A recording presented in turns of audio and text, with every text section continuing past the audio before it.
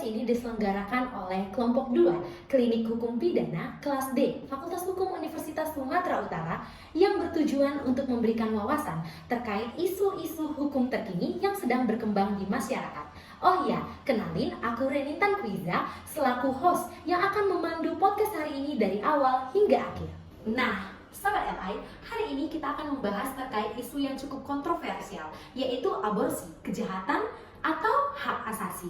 Aborsi dapat dikatakan sebagai praktik menghentikan kehamilan dengan cara menghancurkan janin itu sendiri. Sebelum melangkah lebih jauh, kita akan menyaksikan cuplikan terkait dengan aborsi itu sendiri. Check it out. Kasus aborsi meski dilarang ternyata sulit dihapuskan, hukuman yang berat juga seharusnya. Satu faktor penyebab tingginya angka aborsi adalah kurangnya pengetahuan remaja mengenai pendidikan seksual. Berdasarkan data yang berhasil dihimpun, umumnya kasus aborsi dilakukan oleh remaja usia 15 sampai 19 tahun. Klinik aborsi ilegal telah beroperasi sejak tahun 2017 dan telah menggugurkan lebih dari 32.000 janin dengan total keuntungan mencapai 10 miliar rupiah. Nah, Sobat LI, pastinya dalam podcast hari ini aku nggak sendirian ya. Aku ditemani sama kakak, dan abang yang cantik dan ganteng yang akan mengulik terkait dengan aborsi dari sisi hukum kesehatan, hukum pidana maupun feminisme. Kita akan mulai dari sebelah kiri aku dulu. Mungkin boleh langsung perkenalkan diri? Halo Sobat LI, perkenalin nama aku Grace. Halo Sobat LI, perkenalkan nama aku Valen. Oke, dari sisi sebelah kiri aku ada Grace dan juga Valen. Mungkin dari sebelah kanan ada yang ganteng sendiri nih ya. Boleh perkenalkan diri aja langsung. Halo semua, kenalin nama aku Iskia. Halo Sobat, nama aku Bella. Oke, berarti di sini ada Hiskia dan juga Bella. Oh iya, sebelumnya aku mau tanya-tanya nih terkait dengan kesibukan teman-teman sekarang itu apa ya? Skripsi ya. Skripsi ya. Oke, tetap semangat ya buat kita semuanya. Oke, aku yakin Sobat LA yang nonton pasti udah gak sabar nih membahas terkait dengan aborsi itu. Mungkin kita langsung aja, aku akan dari Grace dulu nih ya. Grace, terkait dengan pengaturan hukum yang ada di Indonesia terkait aborsi itu gimana ya? Nah, begini Sobat LI, terkait untuk pengaturan hukum mengenai aborsi di Indonesia, kita dapat lihat dari peraturan pemerintah nomor 28 pada tahun 2024. Peraturan pemerintah ini merupakan peraturan pelaksana dari Undang-Undang nomor 17 tahun 2023 tentang Undang-Undang Kesehatan, di mana undang-undang ini disahkan pada tahun 2023 yang lalu. Nah, dalam pasal 116 peraturan pemerintah ini memperbolehkan aborsi dalam dua kondisi yang utama. Yang pertama, apabila kehamilan yang disebabkan oleh pemerkosaan, dan yang kedua, apabila terdapat indikasi medis yang menyatakan bahwa kehamilan itu membahayakan ibu atau janin. Nah, hukum kita dalam hal ini mengakui atau telah menunjukkan bahwa perempuan dapat membuat keputusan mengenai tubuh mereka dalam situasi yang sulit. Namun, tetapi ada tantangan nih, banyak perempuan di Indonesia yang masih menghadapi stigma atau kesulitan dalam mengakses layanan aborsi yang aman. Banyak nih syarat-syarat yang ketat untuk mendapatkan layanan aborsi tersebut, dan ini juga seringkali menjadi penghalang bagi mereka yang membutuhkan aborsi. Nah, oleh karena itu penting bagi kita untuk terus memperkuat atau memperjuangkan layanan ini supaya lebih baik nih, dan juga kita dapat memperjuangkan edukasi nih. Ini yang terutama, edukasi kesehatan reproduksi agar perempuan dapat mengambil keputusan yang tepat tanpa merasa tertekan. Nah, begitu Mbak. Oke, Grace, boleh dijelasin nggak terkait dengan aborsi yang aman itu seperti apa sih? Oke, mengenai aborsi yang aman kemungkinannya. Nah, mengenai aborsi yang aman mungkin terdapat 3 hal yang paling utama, yaitu yang pertama, cara yang dilakukan itu adalah secara legal tentunya, jangan cara yang ilegal gitu ya Mbak. Nah, yang kedua, cara yang kedua itu aborsi itu dilakukan dengan cara yang terstandarisasi, dan yang ketiga dilakukan oleh tenaga medis yang berkompeten. Oke, mungkin kita bergeser ya Sobat LI ke Hiskia. Hiskia, gimana nih tanggapannya terhadap pernyataan yang diberikan oleh Grace? Saya sebenarnya kurang sependapat ya dengan Mbak Grace. Kenapa? Karena menurut saya aborsi itu merupakan suatu kejahatan. Dalam hukum pidana kita, dalam KUHP itu jelaskan bahwasanya aborsi ini merupakan tindak pidana. Kalau kita lihat dalam pasal 346 KUHP yang lama, jelaskan bahwasanya setiap orang yang sengaja menggugurkan atau mematikan kandungannya atau menyuruh orang lain untuk melakukannya dipidana penjara paling lama 4 tahun. Selaras dengan KUHP lama, KUHP baru juga menyatakan bahwasanya orang yang melakukan aborsi dipidana penjara paling lama 4 tahun. Dengan pengecualian untuk korban kekerasan seksual atau korban pemerkosaan itu diperbolehkan dengan syarat umur kehamilan tidak mencapai 14 minggu atau memiliki indikasi kedaruratan medis. Nah, kalau kita lihat bahwasannya aborsi ini boleh dilakukan, namun untuk korban kekerasan seksual. Kalau kita lihat lagi, apabila dilakukan legalisasi aborsi, ini dapat memicu disalahgunakan gitu. Karena bisa saja pihak rumah sakit membutuhkan dana dengan melakukan aborsi. Oleh karena itu, diperlukan pencegahan terhadap upaya dari aborsi ini supaya janin daripada kandungan ibu itu dijaga karena itu merupakan hak asasi manusia. Selanjutnya, oleh karena itu diperlukan suatu pendidikan seks untuk mencegah terjadinya aborsi ini. Dengan pendidikan seks, orang tahu nih apa saja bagian-bagian tubuh yang dapat disentuh oleh orang lain begitu. Oke, jadi menurut Rizky ya, aborsi ini merupakan pelanggaran atas hak asasi manusia? Iya benar, aborsi ini merupakan pelanggaran dari hak asasi manusia. Tidak hanya pelanggaran HAM sih, tapi lebih kepada pelanggaran pidana juga, kemudian pelanggaran terhadap hak hidup dari anak itu tersebut. Oke, kita mungkin beralih ya kepada Valian. Nah, Valian terkait dengan statement yang diberikan oleh Rizky ya, terkait dengan aborsi yang merupakan pelanggaran hak asasi manusia. Gimana nih pendapat Valian? Kalau dari pandangan aku sendiri ya, aku kurang sependapat dengan statement Rizky yang menyatakan bahwa aborsi itu adalah pelanggaran hak asasi manusia. Kenapa aku bilang begitu? Karena aborsi itu merupakan salah satu hak perempuan yang mana berkaitan dengan dia yang mengetahui apakah sesuatu itu dikehendaki atau tidak dikehendaki ada dalam dirinya. Kenapa aku bilang begitu? Ada beberapa faktor yang perlu kita perhatikan ya. Yang pertama itu ada faktor kemandirian dan kebebasan. Jadi kemandirian perempuan dalam menentukan apa yang baik dan tidak baik dalam dirinya itu merupakan salah satu kebebasan individu. Nah, dengan adanya ini perempuan itu bebas memilih untuk melanjutkan atau tidak melanjutkan kehamilan yang ada pada dirinya, terlepas dari keluarga ataupun masyarakat dan bahkan pemerintah yang mengintervensinya. Nah, jadi kebebasan ini sendiri sangat penting untuk perempuan supaya dia itu bisa menentukan kehidupannya berdasarkan nilai-nilai dan kepercayaan yang dianutnya. Nah, yang kedua itu ada berkaitan dengan kesehatan dan juga kesejahteraannya.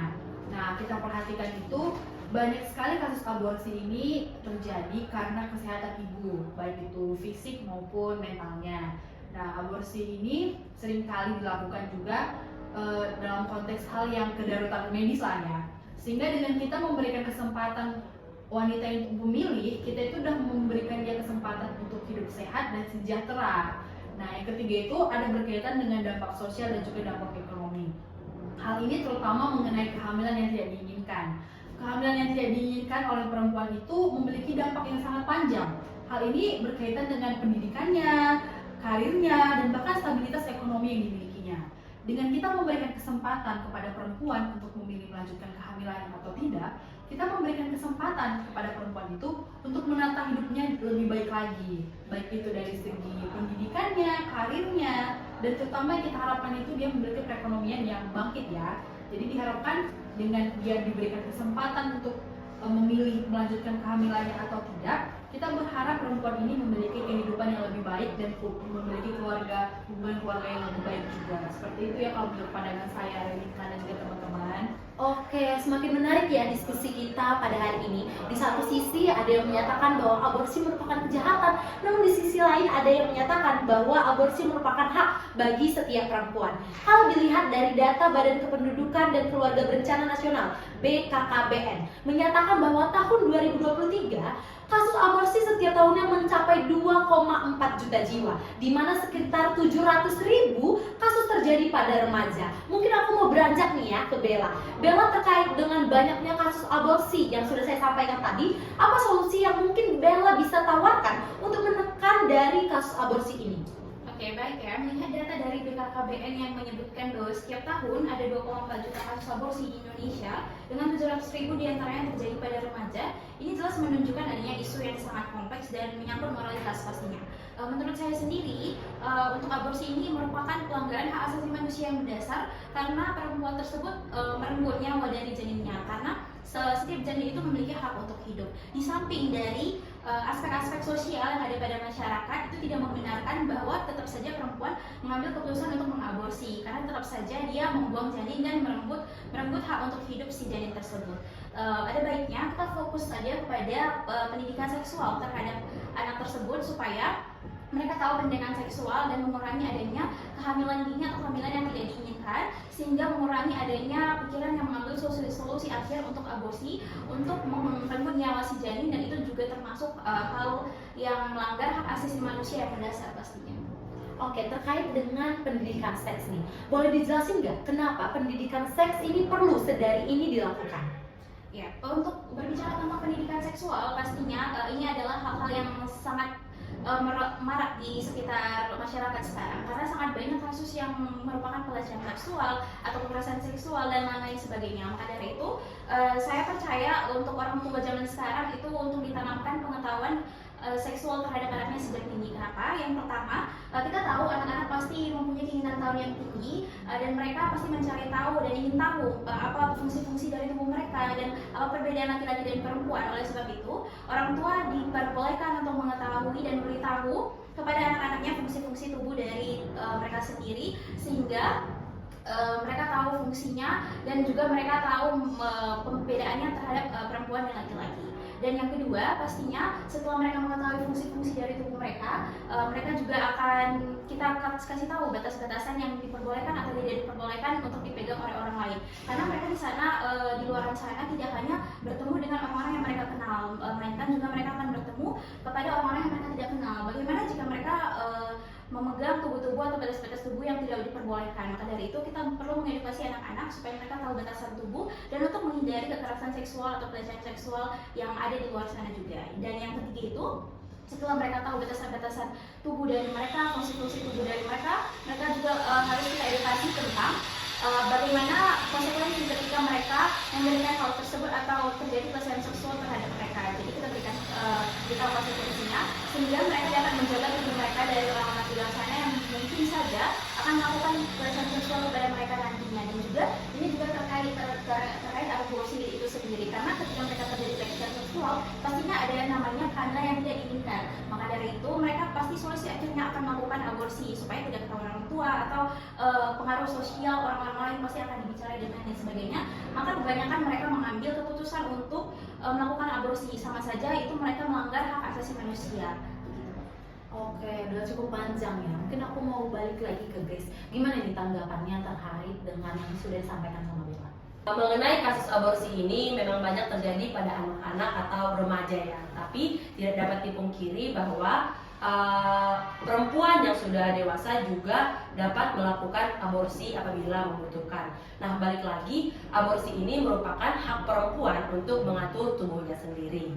Nah, pada faktanya di lapangan, banyak perempuan yang masih menghadapi stigma atau kesulitan dalam mendapatkan layanan aborsi yang aman, seperti terkendala oleh syarat-syarat yang ketat maupun mendapatkan izin aborsi bagi perempuan yang membutuhkan. Maka dari itu, banyak kan perempuan yang pergi nih atau lari ke tempat aborsi yang ilegal gitu teman-teman. Nah, oleh karena itu dalam hal ini penting untuk terus memperjuangkan akses yang lebih baik bagi perempuan dalam mendapatkan aborsi yang aman, dan atau sedari awal penting untuk memperjuangkan edukasi mengenai reproduksi agar perempuan dapat mengambil keputusan tanpa merasa tertekan. Oke, boleh tahu nggak gimana harapan dari Valian dan juga Bella terkait dengan kebijakan aborsi di Indonesia? Baik Renintan, untuk harapan saya sih tidak jauh berbeda dengan apa yang sudah dipaparkan tadi dari Grace juga. Yang pertama itu tentang akses yang lebih baik untuk perempuan. Yang diharapkan adanya peningkatan akses terhadap layanan aborsi yang aman dan juga legal di Indonesia, terutama bagi perempuan yang menjadi korban pemerkosaan dan juga yang mengalami ancaman kesehatan ya. Jadi diharapkan dengan adanya kebijakan yang lebih inklusif, perempuan ini dapat mengambil keputusan yang lebih baik mengenai kesehatan reproduksi mereka. Yang kedua, mengenai pendidikan kesehatan reproduksi. Harapannya selain adanya kebijakan aborsi yang mencakup tentang hal-hal tentang aborsi, tentang keamanan aborsi, ada juga tentang pendidikan kesehatan reproduksi, sehingga masyarakat itu teredukasi mengenai pembelajaran tentang reproduksi, baik itu dari sisi laki-lakinya, baik juga dari sisi perempuannya, sehingga diharapkan adanya juga perubahan statement mengenai aborsi di tengah-tengah masyarakat. Yang ketiga itu tentang perlindungan hukum. Nah, diharapkan ini agar perlindungan hukum dapat memberikan, maksud saya pemerintah dapat memberikan perlindungan hukum kepada tenaga medis terkait dengan tindakan aborsi yang dilakukan oleh medis lah ya. Diharapkan juga dengan adanya perlindungan hukum ini terdapat pengurangan kriminalisasi dokter yang melakukan aborsi untuk membantu perempuan mengenai kehamilan yang tidak diinginkan ataupun hal-hal yang dapat mengancam nyawanya. Yang terakhir itu mengenai pengakuan hak asasi manusia. Aku percaya perempuan untuk mengatur tubuhnya itu merupakan bagian dari hak asasi manusia, sehingga diharapkan ada kebijakan ke depannya yang menghargai otonomi perempuan dalam mengambil keputusan terhadap dirinya sendiri. Sekian Kak Intan. Oke, dari Bella, gimana harapannya terhadap kebijakan dari pemerintah? Kalau harapannya sendiri dari saya, balik lagi ya, untuk kebijakan pemerintah di Indonesia, saya berharap untuk mendorong perempuan untuk tidak melakukan aborsi karena sama saja mereka melakukan pelanggaran hak asasi manusia, merenggut nyawa sejanin tersebut. Dan untuk kebijakan pemerintah Indonesia, saya juga berharap menerapkan nilai-nilai yang ada dalam masyarakat. Oke, ini mungkin menjadi pertanyaan terakhir ya. Dari Grace dan juga Iskia ada pesan-pesan nggak nih? Mau dari siapa dulu nih? Dari Grace aja, oke. Pesan ya untuk mengenai hal yang udah kita bahas ini. Jadi pesan dari aku itu penting bagi kita untuk terus berdialog, mencari solusi yang tidak merugikan pihak manapun atau mencari solusi yang baik bagi semua pihak yang terlibat, terutama perempuan yang membutuhkan dukungan dalam situasi yang sulit. Kalau dari Iskia gimana? Sama seperti Grace juga ya mengenai tentang berdialog, kita sama manusia juga harus bisa berdialog. Bagaimana supaya aborsi ini tidak terjadi? Karena kita kan kalau kita lihat dampaknya itu akan merugikan dari ya perempuan dan juga bayi yang dikandung dari perempuan tersebut. Oke, udah cukup panjang ya pembahasan kita pada hari ini. Aku coba untuk menyimpulkan pembicaraan kita pada hari ini, bahwa pada dasarnya menurut PP nomor 28 tahun 2024 yang merupakan peraturan pelaksana dari Undang-Undang nomor 17 tahun 2023 tentang kesehatan, hanya memperboleh aborsi dilakukan dalam dua kondisi nih sobat. Yang pertama, jika kehamilan disebabkan oleh kekerasan seksual, dan yang kedua, jika ada indikasi medis yang membahayakan nyawa ibu dan janin. Namun aturan ini kemudian menimbulkan pro dan kontra. Pihak pro menekankan perempuan memiliki hak untuk mengatur tubuh mereka sendiri. Aborsi dianggap penting untuk kesehatan fisik dan mental perempuan serta untuk menghindari dampak sosial dan ekonomi dari kehamilan yang tidak diinginkan. Sedangkan dari pihak kontra menganggap aborsi sebagai bentuk pelanggaran hak hidup janin maksud saya, dan melanggar hukum pidana Indonesia. Oleh sebab itu, perlu untuk mencegah terjadinya aborsi yang dilakukan dengan mengedukasi ataupun pendidikan seks yang komprehensif sebagai solusi untuk mencegah kehamilan yang tidak diinginkan. Isu aborsi tentunya membutuhkan dialog yang terbuka untuk mencapai keseimbangan antara hak perempuan atas tubuh mereka dan perlindungan hak atas hidup janin. Pendidikan, dukungan sosial, dan juga kebijakan yang inklusif menjadi kunci untuk menangani isu ini secara adil dan juga manusiawi. Mungkin sekian untuk podcast kita kali ini. Saya mengucapkan terima kasih untuk Grace, Valian, Bella, dan juga Iskia untuk podcast kita. Ini adalah topik yang kompleks, memerlukan perhatian serta dialog yang lebih lanjut kepada semua pihak yang terkait. Semoga pembahasan kali ini dapat memberikan manfaat dan menjadikan ini sebagai edukasi yang baru kepada Sobat LI. Cukup sekian dan terima kasih. Sampai jumpa.